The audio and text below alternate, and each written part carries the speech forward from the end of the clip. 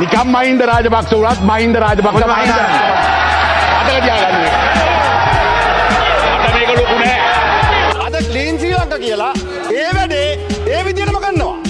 ඒක නෙමෙයි මම කිව්වා. මම අහන්නෙත් ඒක තමයි. ස්පෙસિෆික් මං අහන්නේ ඔබතුමා දැන් කිව්වා. ස්පෙસિෆික් ඔබතුමා අහන්නේ. ඔබතුමා කිව්වා ඔබතුමාලගේ ජනාධිපතිවරයා කියනවා හමුදාව කියලා තුවක්කු පන්ලා මිනිමරනවා කියලා. මොකද්ද මේකේ තේරුම? මේක රටක්. මේක රටක් කරු කතානායකතුමනි. ඔබතුමාලගේ ප්‍රශ්නයක් තියෙනවා නම් ආරක්ෂක කවුන්සිලේ කතා කරගන්න. දැන් ඔබතුමා පොලිසිය බාර ඇමති යහපාලන ආණ්ඩුවේ දූෂණ මර්දන කමිටුවේ සභාපති. ඒ කාලෙත් මෙතුමා තමයි ওই පරීක්ෂණ කෙරුවේ. කලබල වෙන්න එපා කියලා කරු අග්‍රාමාත්‍යතුමිය පොඩ වාඩි කරන්නකෝ මේ ළමයාව. බලන්නකෝ හැසිරෙන විදිය. ඔබතුමියට හොඳ නැහැ. ඉස්සෙල්ලා ඔබතුමාලා තුමියලා ක්ලීන් වෙන්න.